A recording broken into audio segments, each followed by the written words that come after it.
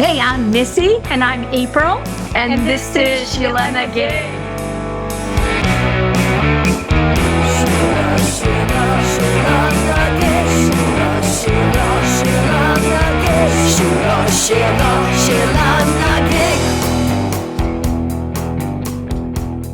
Hey everybody, welcome. We're so happy you're here with us and enjoying Year of the Horse. Here we are. Trotting on. Trotting on, not making a plan, we're just keeping we're just continuing to move. That's what we're doing. Missy's not making a plan. I got a little penciled plan in place. This is my year. All I have to do is keep moving. I love it. I love it. We are very excited. We have a special guest, which I will tell you about in just a moment. But of course, each week we explore our own SheelaNaGig. To us, that's a woman whose strength and perseverance inspires us. Maybe it's somebody you've heard of. Maybe it's somebody you have not heard of that we feel like you need to know a little bit more of. We are very honored in that we also get to really support women in the arts, which we are going to do today. Yeah. And before I start, I do, because we are actually going to talk about an amazing play today and some amazing Sheelas to boot, which we're really excited about. But on that note, I just want to give a little plug for an indie play I just saw on Friday night, because I always love to plug independent theater. Mm-hmm. And I did see a play called The Baby Dance at 1510 Las Palmas is the name of the indie theater in the Valley here in Los Angeles. It's a play by Jane Anderson, who is a wonderful writer. I will tell you that right now. I definitely recommend The Baby Dance. So go check it out. I think it's running for another weekend. I just want to give a little plug there. But with no further ado, we are thrilled to welcome our special guest today, who is Adrienne Torf. Mm-hmm. Hello, Adrienne. How are you? Good morning. I'm doing well. How about you all?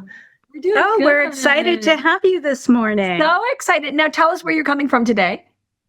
I'm in your fair city of Los Angeles. Excellent. I live in San Francisco, so I am temporarily housed in an Airbnb in Hollywood, which is fascinating to me. Oh, yes. Agreed. Wonderful. Well, we're just so glad to have you. And I'm just going to give a quick intro about what play we're going to talk about today. The Fountain Theater ignites its stage with the West Coast premiere of Poetry for the People, the June Jordan Experience. It is a bold, joyous theatrical celebration of one of America's most fearless writers and human rights activists. It is devised by Fountain Theater artistic director Raymond O'Caldwell and composer Adrienne Torf. Yeah, who's with us today. Yes. And who was Jordan's longtime collaborator and partner, which I think is so amazing. And this award-winning production runs January 31st through March 29th, with Caldwell at the helm as well. And there is one single performance on Tuesday, February 24th in Berkeley, California.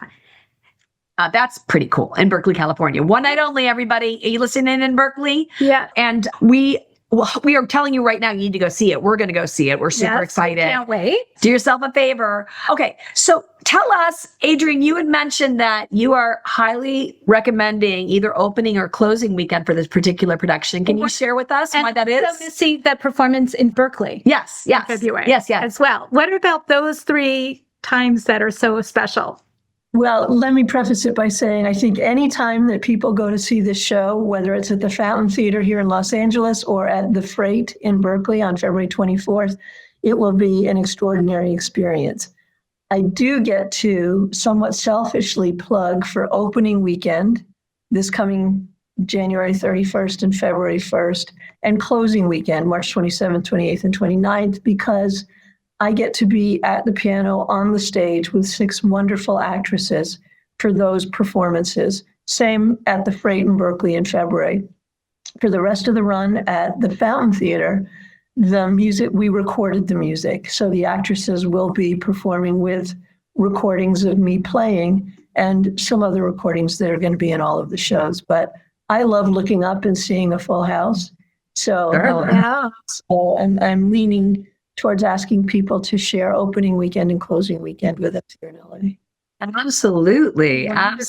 That is good information. And Adrienne is going to share with us today her amazing life partner and music collaborator, June Jordan. But let's first share a little bit about Adrienne herself. Yes. Long Woman's music audience favorite for her piano work with Holly Near, Linda Tillery, Meg Christian, Chris Williamson, Farron, Kay Gardner, and others, Adrienne Torf's solo recordings include 3 albums of original composition for piano and synthesizer, Here I Am, Two Hands Open, and Brooklyn from the Root.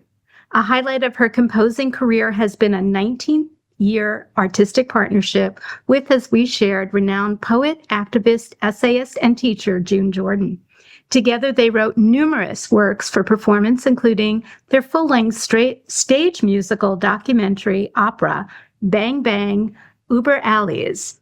A selection of their work together is captured on June Jordan and Adrienne Torf's collaboration, Selected Works 1983 to 2000. In 2022, Adrienne co-devised the theatrical piece Poetry for the People, The June Jordan Experience, as Missy mentioned, with Raymond O'Caldwell at the Theater Alliance in Washington, D.C. The show was adapted and enjoyed a second run in 2024 and is now opening in the Fountain Theater in Los Angeles on January 31st. Adrienne, we're so excited to have you here. Please feel free to take over the mic and share what you would like to about the production and about June and her remarkable life. Oh, thank you. And first, Missy and April, I want to commend you both on holding the conversations that you welcome people to have with you and highlighting the women who might otherwise not be as well known. Oh, thank you. There could not be a better time to highlight June Jordan.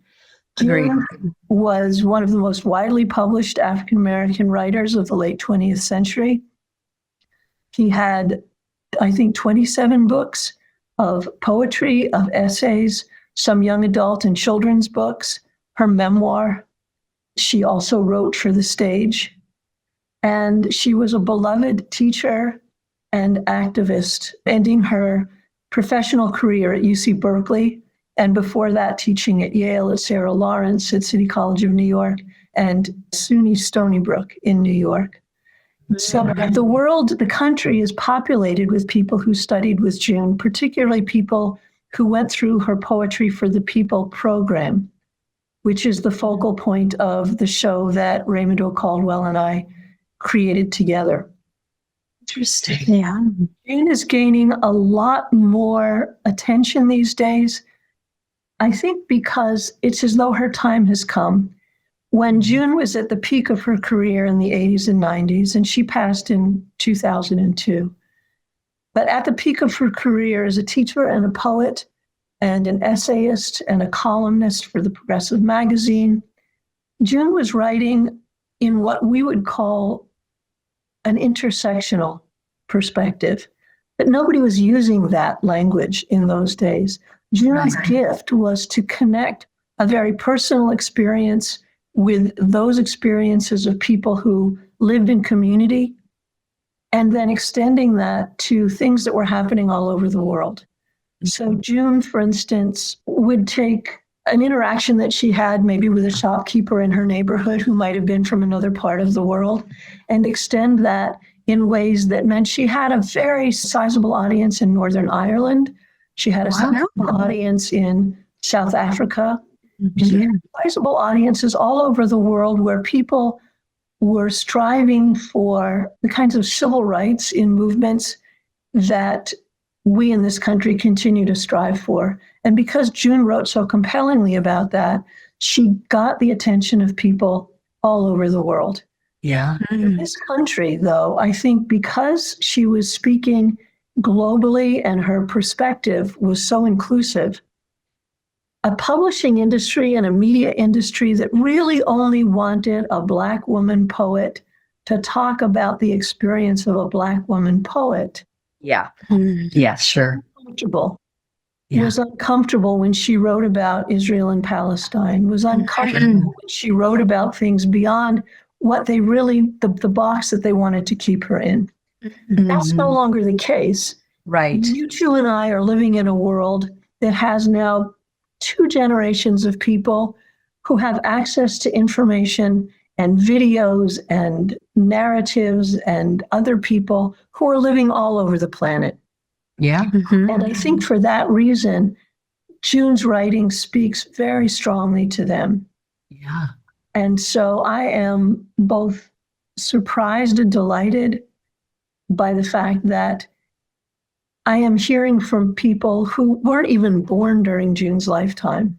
They've been born since 2002, that they're connecting with her. Somebody just forwarded me a Substack post that was a love letter to June Jordan. Oh, beautiful. It's happening all the time. I'll bet.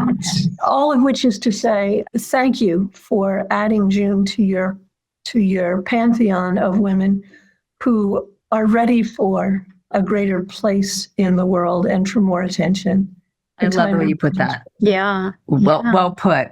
And reading about June, I loved how she actually viewed poetry as a political act, which I think is really, really interesting, And I think you said, I'm sure it was difficult for her because people expected one thing and they were getting something else, or I should say, in addition to, and I'm sure that took courage. That had to take a lot of courage as well at that time.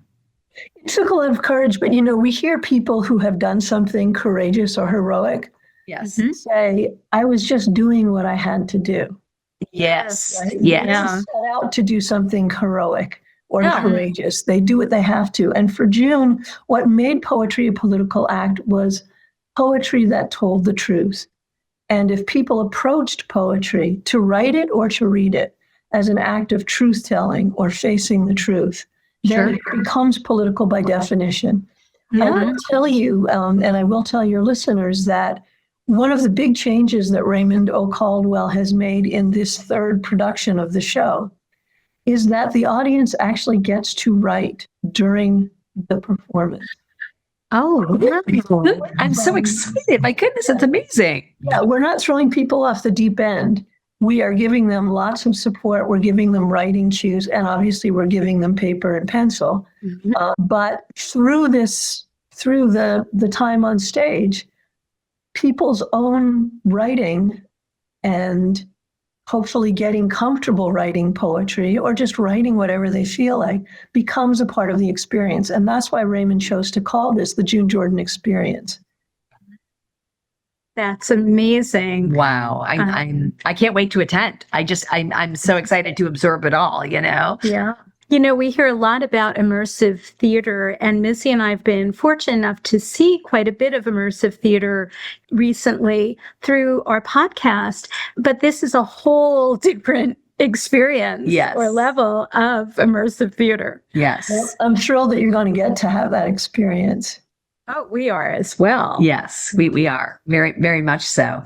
So when did you meet June, Adrienne? Can you tell us a little bit about your experience and that unfolding? I can. Yeah. I was on tour in 1983 in Minneapolis, of all places, which is very much in the news as we're having this conversation. Very much. Very relevant right now. And the woman who produced the concert, a woman named Arlana Vaughn, heard that this poet, June Jordan, this well-known poet, was in residence at McLaren College.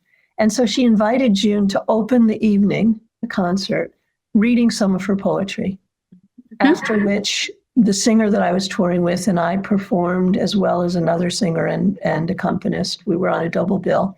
And afterwards, June asked the producer if we could be introduced to each other. So the producer said to me, June Jordan wants to meet you. And I have to tell you, as an aside, I was one of legions of people who was intimidated by poetry. I thought, well, I didn't get that gene. I don't really know what to do with it. But of course, I went back to meet this revered poet. And in that meeting, June said to me straight out, look, people have set my poetry to music well after I've written it. And that's wonderful. And those people, by the way, included Leonard Bernstein, and Joseph Papp at the Public Theater in New York had produced. Wow.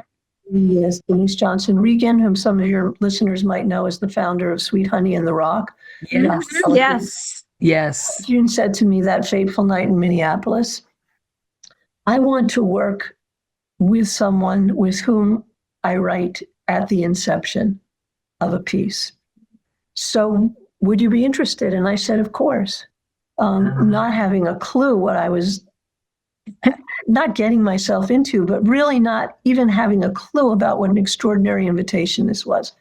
Sure. And so we started. I was still living in Oakland, California. June lived at that time in Brooklyn. Okay. And again, this was the 1980s. We didn't have Zoom. We didn't have the technology we have today. So June would draft a poem and send it to me through the mail, folks, through the... Oh my gosh, with stamps and envelopes. With on this beautiful onion skin paper, and she wrote with a fountain pen. I would Oh my gosh. I would read it. Maybe we'd get on the phone. And I would then write music that I thought aligned with the voice or the story, the narrative, the purpose of the poem. And Sure. we'd exchange ideas that way, or I would record it onto a little analog cassette and stick it back in the mail and send it to you, to June. And that was how we started. At that, Wow. because she was known to the New York audience, both Leonard Bernstein and Joseph Papp caught wind of the fact that June was entering a new collaboration, and they wanted to hear what it was. So June said, you've got to come out here. I flew to New York. We did sit and spend the afternoon with Bernstein. He gave us some very good advice and encouragement. We played what we had been preparing for Joseph Papp as well. And both Bernstein and Papp said the same thing to us. They said, this needs to be part of a story. Set it as a story, and it needs to be on the stage. That then led to our developing Bang Bang Over Alles, the piece that you mentioned in the introduction. And that then ran in many staged readings in New York. And ultimately, it ran for a full 6 weeks in Atlanta in 1986. Wow. It's amazing. It is amazing. And I mean, I'm sure you're very modest, but June chose you. I mean, she heard you play. You guys didn't know each other, and she approached you and said, "I choose you." I mean that's pretty profound. And Did she ever share with you what she saw in you or what inspired her to reach out to you specifically? We never talked about it, but what I do know is that she was in the audience and she heard me play and saw me play. And whatever she witnessed in that moment was what led her to extend the invitation. exactly. Yeah, And that resonance. Yeah. that's really profound. Yeah. And I'm sure you were very honored. And I'm sure she was very honored too to work with you, obviously. So what an amazing relationship. It was. And it was a romance as well. Yes. It was a romance that ran for 19 years until her passing in 2002. That's wonderful. Can you talk a little bit more about that? I mean, was there, when you first started working together, was there that immediate attraction connection, or did that come with working together? I think they happen simultaneously. And I Okay. think, there are all kinds of ways for people to move from the energy that so often comes from collaboration. It is sometimes romantic and sometimes it's not. But I do Yes. think that a creative collaboration where everything is clicking and where Yes. there's a sense of common vision and common creative purpose Yes. and trust, I think it does spark an energy that certainly feeds the creative collaboration. Yes. And the collaborators need to make choices about whether there is more to do with it or not.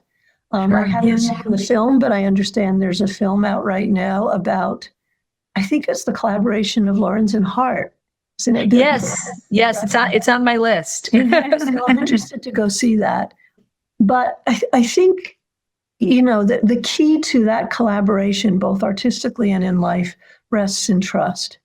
Is in any relationship, if two people are making choices about how to move through the world or through a process together, Yes. I think it's vitally important that they trust, that they don't question each other's creative judgment or impulses or instincts.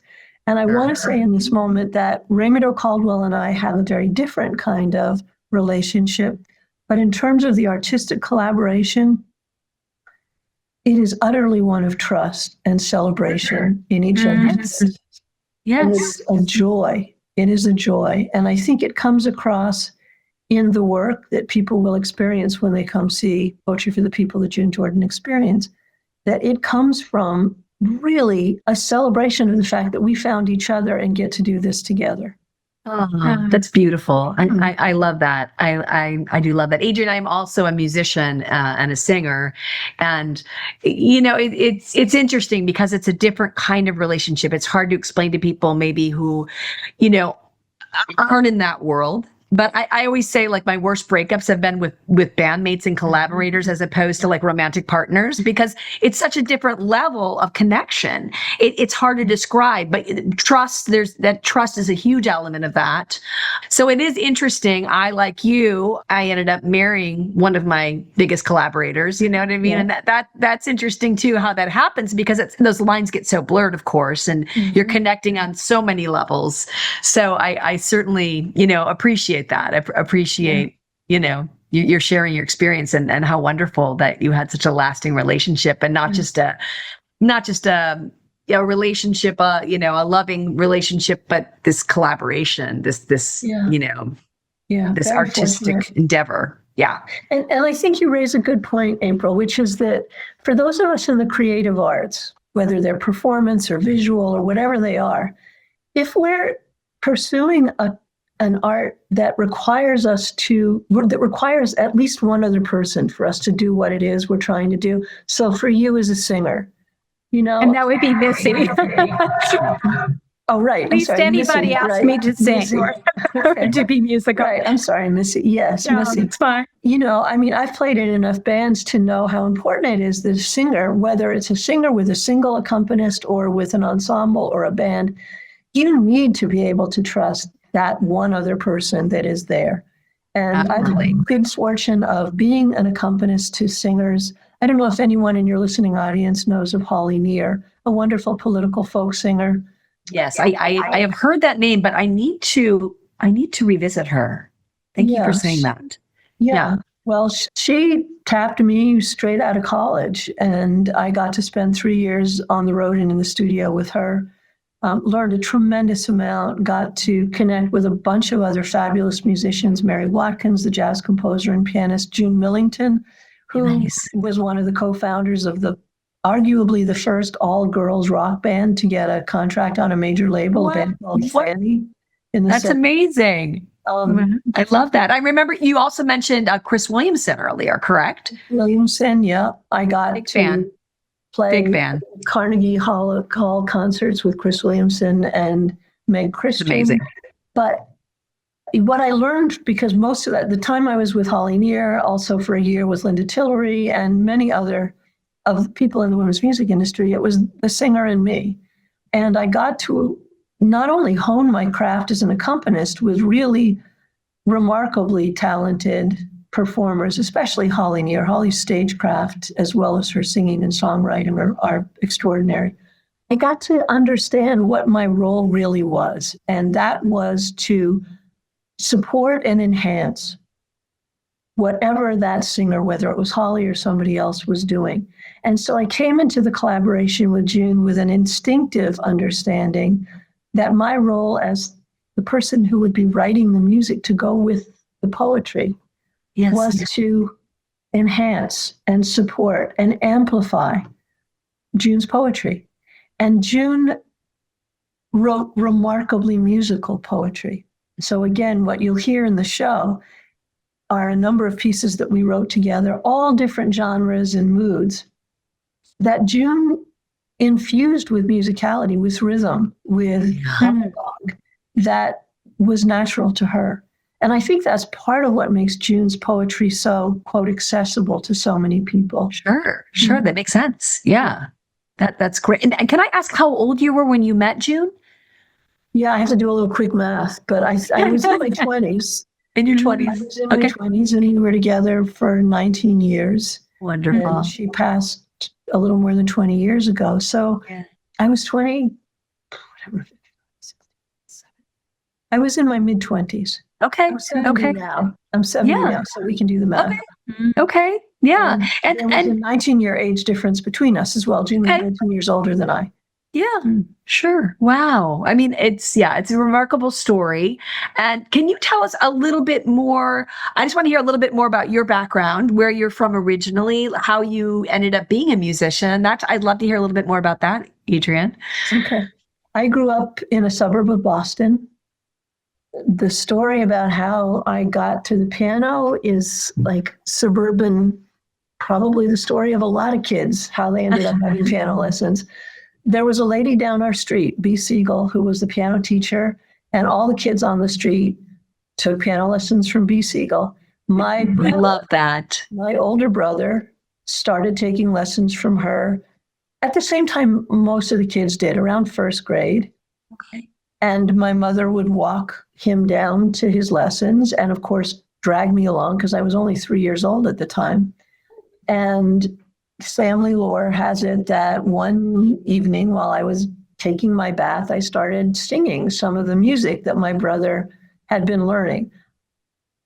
I want to say, I think if you take any 3-year-old and put them in a situation where they're hearing the same simple melody over and over and over, it shouldn't be considered extraordinary if they start humming it during their bath. However, Mrs. Siegel kindly agreed to start giving me piano lessons when I was 3.5. And Wow. one of the greatest gifts I could ever have been given. How I- beautiful that is. She taught me music as a language. At the same time, she was teaching me how to play the instrument. This was before I learned to read English, obviously. I wasn't in school yet. Yeah. I think I probably came into the world with an inclination toward music. Yes, absolutely. And because my mother had the foresight to recognize that this was a possibility, and because B. Siegel was such a wonderful teacher, it is absolutely a part of my identity. I am in the world to make music at the piano. That's amazing. That's amazing. And I mean, it sounds like it was really, in a way, it was your first language. I mean, obviously, you were 3, you were speaking a little bit, you're speaking some English, I'm sure, as well, or other languages, but, music is such a unique language and you latched onto it so young. And, kudos to your mother, like you said, for recognizing that and for recognizing that and being willing to teach you so young. Yeah. Because I'm sure that made a huge difference. It did. And further kudos to my mother that once I got into 7th grade and I started studying with a different teacher, Alan Barker, that required my getting a ride to my piano lesson every week. God bless my mother. She took a week's worth of mail, put it and me in the car, and sat outside while I took my piano lesson every Friday afternoon, paid her bills, caught up on her correspondence. So my hat's off to every parent who has given that kind of time and devotion to developing whatever it is their kid is interested in doing, because this never would have happened without her. Oh, beautiful. What was your mother's name? Lois Torf. Oh, My parents, Lois and Michael Torf. okay. So, Adrienne, I was wondering if you could tell us a little bit more about June and her work and her life. Certainly. I love to talk about June. June was born in Harlem in 1936. She was the daughter of Jamaican immigrants. And like I will say, most immigrants to the United States, her parents came here to provide for greater opportunities for their family. And Wonderful. aspirations for June were that she get an education at a time when that was not a simple thing for a little Black girl. Her father schooled her really stringently in literature, Shakespeare, Paul Laurence Dunbar, Rudyard Kipling. From an early age, he had her memorizing works of literature, including poetry. And through that, I think June very early on developed her love for language. She went on to go to a prep school in New England. She was tapped for her academic performance, and clearly she was extremely bright. Yes. She came back to New York, started to attend Barnard College. A couple of years into Barnard, she noticed a young man passing out leaflets for some political activity on a cold day, and he was not wearing a jacket. And she instantly fell in love with that because that was heroic, right? It's a beautiful story. I like that. And they married. They were an interracial couple. They, at a time when it was still illegal in many states, Yes. in the late 90s. Which is crazy. Mind blowing. We have talked about that in our podcast. It's Yeah. pretty shocking. Mhm. Yeah. And they had a son in the late 1950s.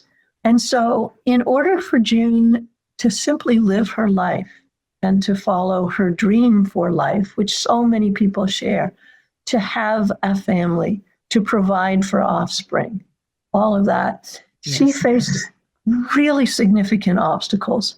The marriage, like many marriages, ended after about 12 years.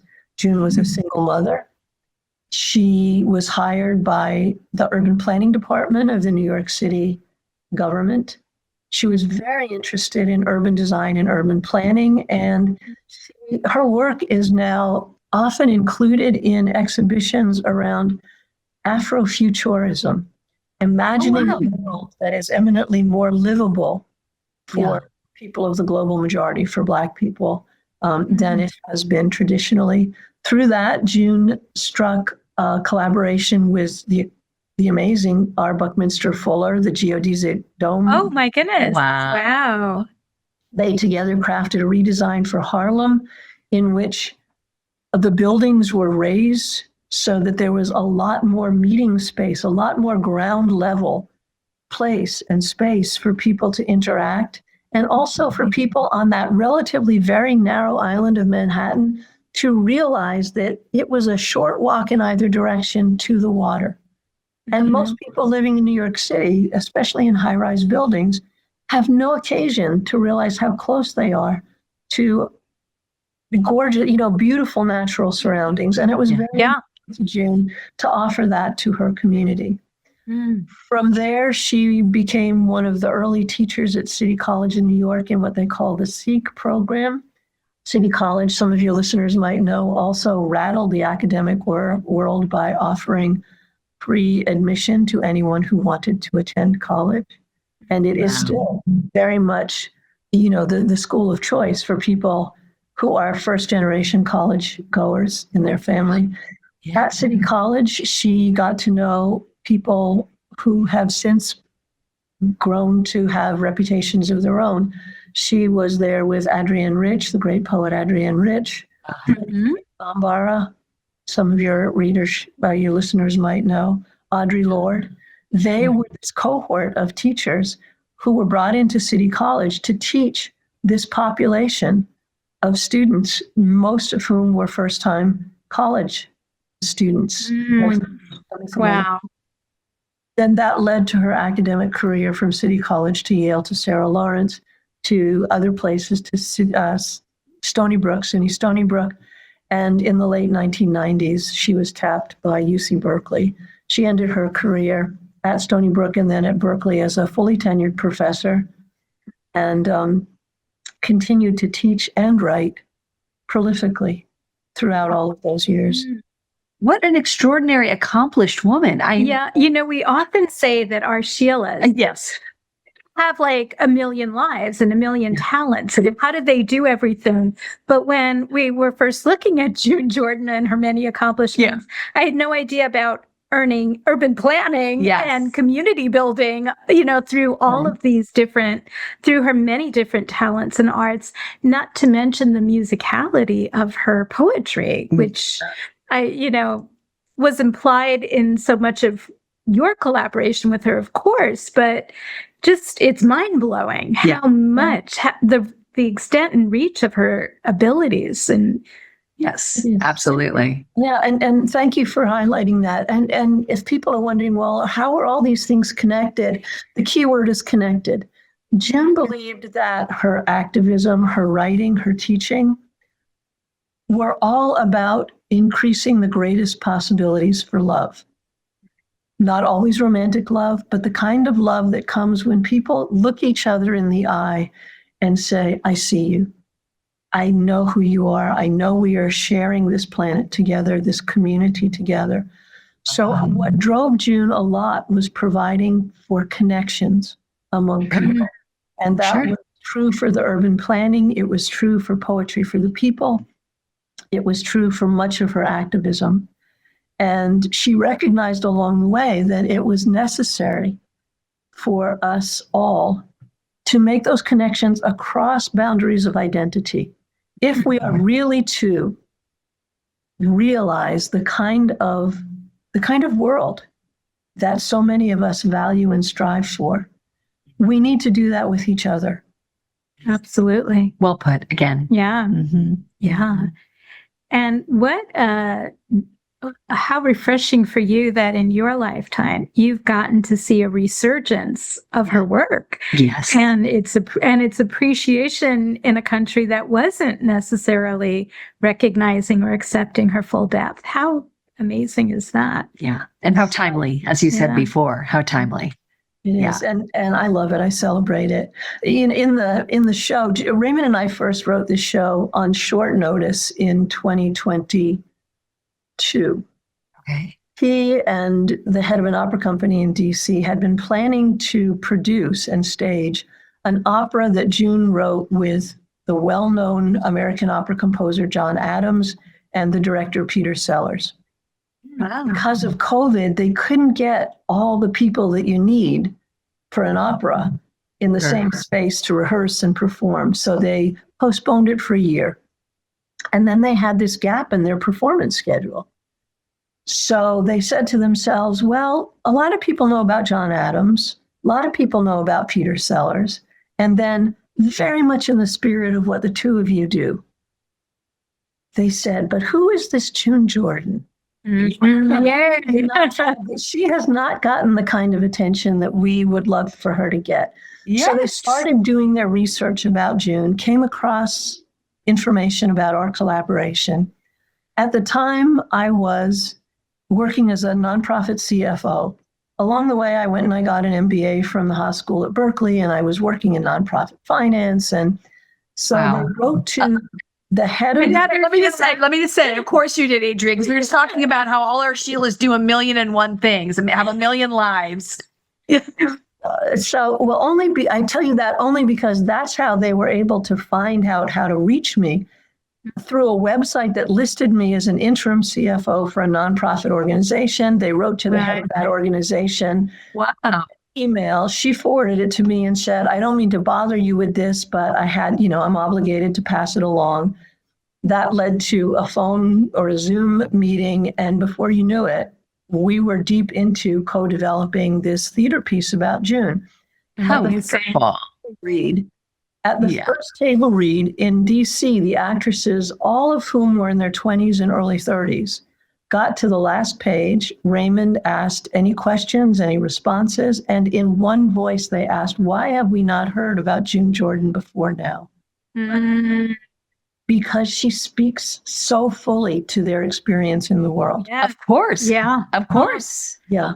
And the same thing keeps happening. There are days when I wish I could turn to June and say, can you believe this? Look at what's happening. I went to an all-day seminar or symposium, I should say, at UMass in Amherst, probably 15 years ago, a full-day symposium on June Jordan's poetics. And I thought, really? This is fabulous, because I was listening, Missy and April, I was in the room listening to panels of people who had earned their doctorates through studying June's poetry and June's career, her whole body of work, and they had never met her. Amazing. That is amazing, and says a lot for her, the power of her work. Yeah. And how vindicating, I mean, yes. Yes. Yes. I do think that it's fortunate that Raymond and I have gotten to bring this through 3 productions, 2 in DC. I must mention we won the very prestigious Helen Hayes Charles MacArthur Award for Best New Play. Congratulations, by the way. That is wonderful. Thank you for the early productions. And then because Raymond was hired to run the Fountain Theater, and because he loves this show, and because during the interviews, he was asked, hey, if you do come here to the Fountain Theater, could you please bring that show about June Jordan with you? Here in Los Angeles. Perfect. Because it's in Los Angeles, we get to bring it up to Berkeley, which is like a homecoming, given that the last 12 years of June's life were spent in Berkeley.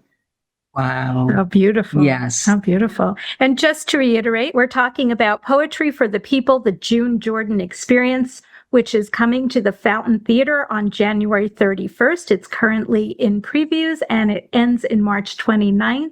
Don't miss it if you're in the Los Angeles area. And if you're in Berkeley, you have a chance on February 24th to see it at the Freight.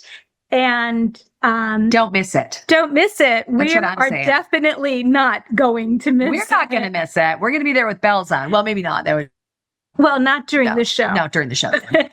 And Adrienne, one last question for you, because the reasons why you can't be at the live performances after the opening, the week of the opening, the closing, and the one performance in Berkeley is because what else are you working on?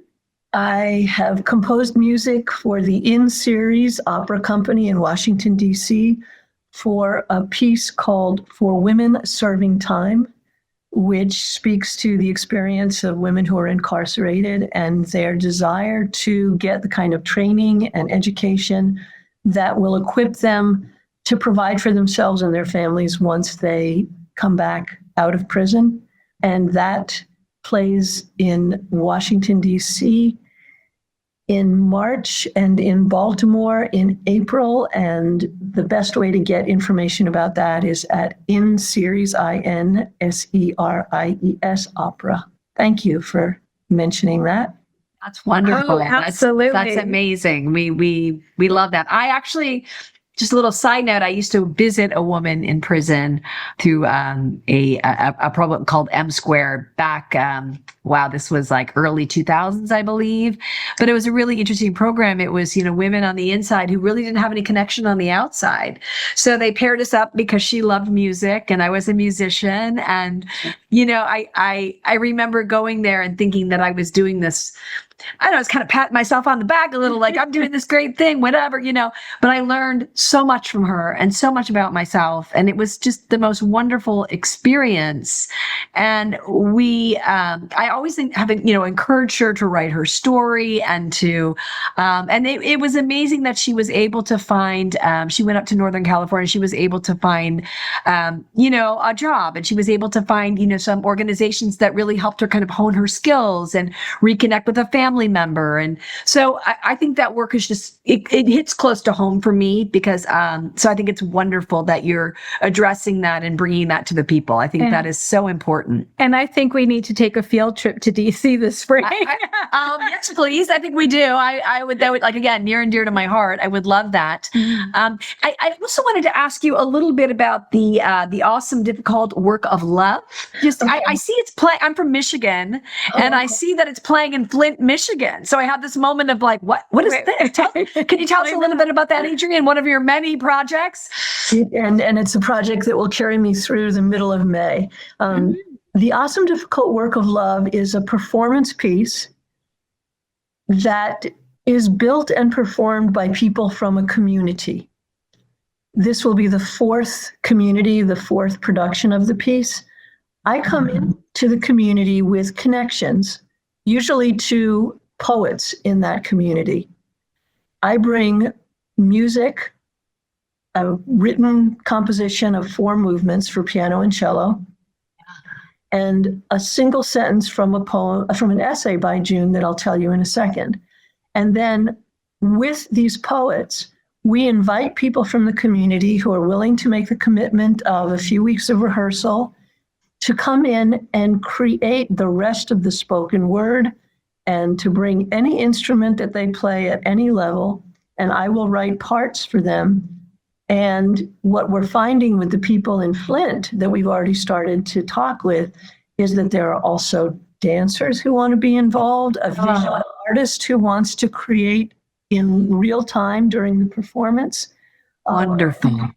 And Talk about immersive. Wow. the whole purpose of it, it's a twofold. And you know what, Missy, it speaks really parallel to the experience you had getting to know the woman who was incarcerated and how mutual an experience it is. Yes. The point of this, of the awesome, difficult work of love, is to give people from a community an opportunity to stand up in front of their family, their peers, their colleagues, people who just know them by sight, maybe.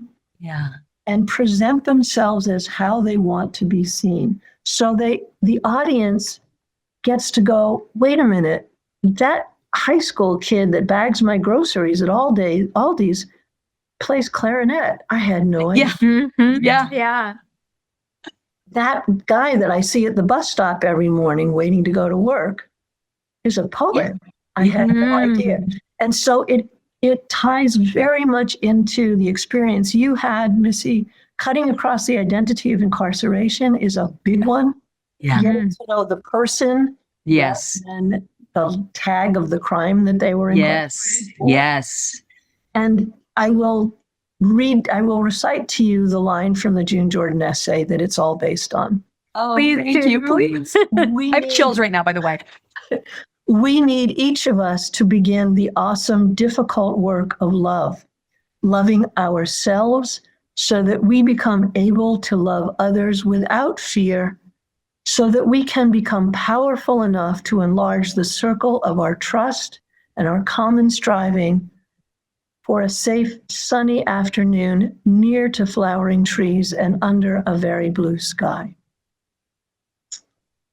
That is the last sentence in an essay by June Jordan called A Powerful Hatred.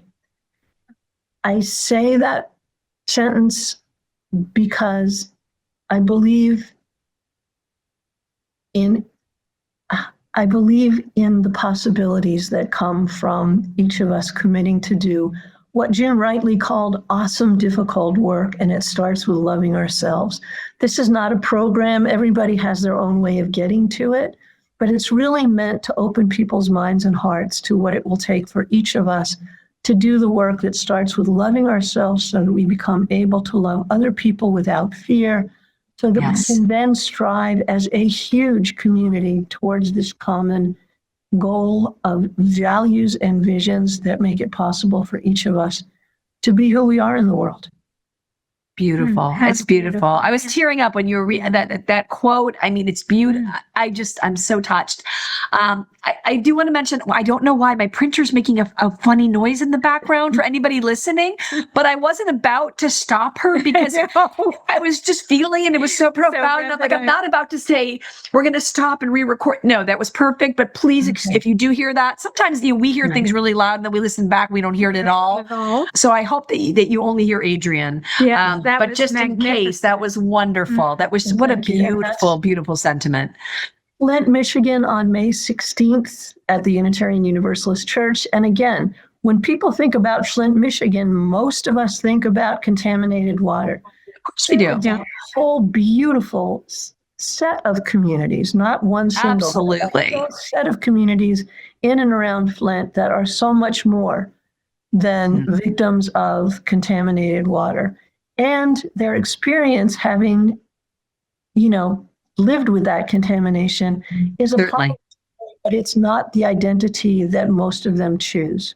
Yes. No, you're right. You're right. I have a cousin. I'm sending her for sure. I need more information about this. I'm going to send my cousin.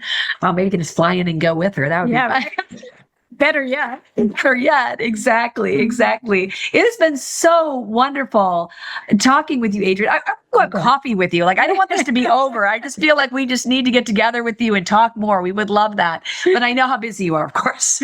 Yeah. Well, let's stay in touch. I've enjoyed it just as much. I've really had a tremendously good time and fun time. And I'm also so happy to know about the podcast because Thank you. There's a whole website of shows that I get to catch up on now. And I signed up for your mailing list, so I will get to find out about all the ones that are yet to come. Oh, you're so kind. For the invitation to talk about June Jordan and to talk about this show. And thank you for highlighting so many women that I might and your listeners might not otherwise get to know about. Yes, like June Jordan. Like June Jordan.